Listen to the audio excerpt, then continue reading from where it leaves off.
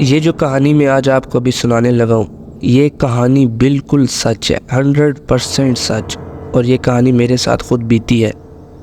और आगे चल के मैं आपको ये भी बताऊँगा कि इसकी शुरुआत कैसे हुई, जिन्होंने हम पे जादू किया था वो हमारे दुश्मन कैसे बने, और ये बाकी सब चीज़ें। तो जो असल आदमी है, असल औरत है इस सब चीज़ों के पीछे, वो सिर्फ़ एक ही है, और उसी के पीछे उसका हस्बैंड भी। शुरुआत कुछ ऐसी होती है कि मेरे मामू होते हैं, उस टाइम वो चूँकि जवान थे, और मेरी मामा की सगी चाची, इन दोनों के घर में अब एक दीवार थी और बाकी घर जुदा था, लेकिन आना जाना लगा रहता था। अभी मेरी मामा की चाची उस टाइम जो थी वो बोल रही थी कि आप अपने भाई को, मेरी मामा चूँकि बड़ी थी, मेरे नानी नाना फौत हो चुके थे, उस टाइम ज़िंदा भी थी, तो उनको बोला कि इस तरह मेरी बेटी का रिश्ता आप कर लें। और चूँकि उनकी जो बेटी थी वो घरेलू नहीं थी और समझ बूझ इतनी नहीं रखती थी, और कोई इखलाक वगैरह की भी अच्छी नहीं थी, लड़ाई झगड़े वाली थी बिल्कुल अपनी माँ की तरह, तो रिश्ता इनकार कर दिया गया इस चीज़ से। और फिर वहाँ से सब चीज़ों की शुरुआत शुरू होती है।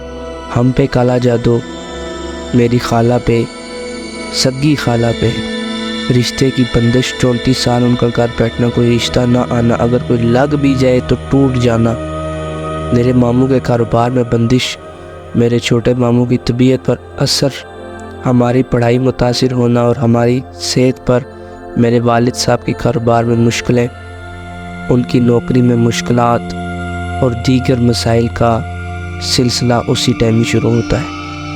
अब मैं आपको लेके चलता हूँ मेरी मामा की फूफो की तरफ। उनके ऊपर शुरुआत इस तरह होती है कि रात तकरीबन 1 बजे का टाइम था, जब मेरी मामा के फुफड़ा वॉशरूम के लिए उठते हैं, तो जो उनका मेन गेट होता है उसके पास ही वॉशरूम थी, तो जब वो वॉशरूम के लिए जाने लगते हैं तो उनको कोई इस तरह की आवाज़ें आने लगती हैं जैसे कुछ ज़मीन के अंदर खुदाई कर रहा हो।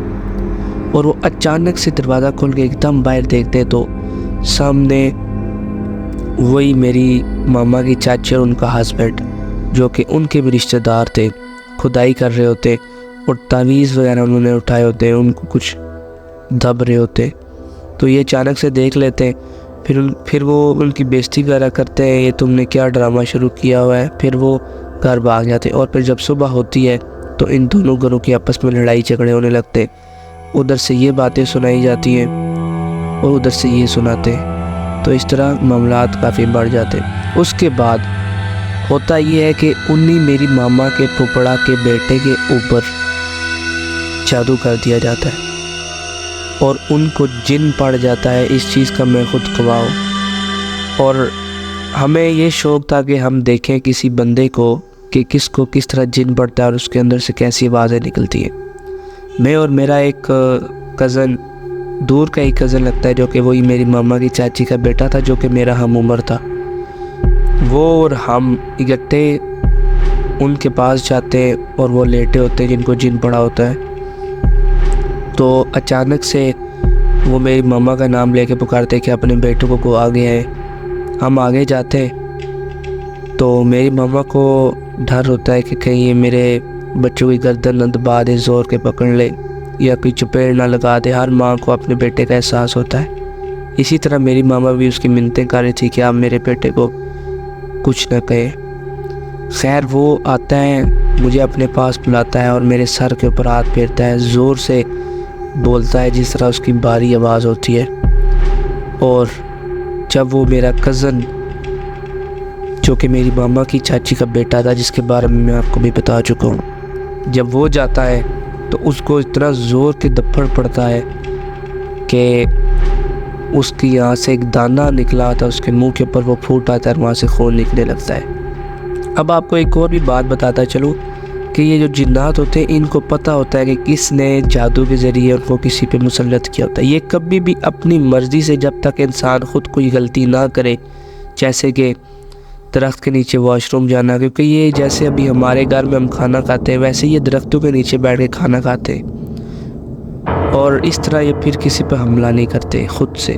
जब तक इनके ऊपर जादू न किया जाए, कोई बंदिश करवा के इनके ऊपर मुसल्लत ना कर दिया जाए।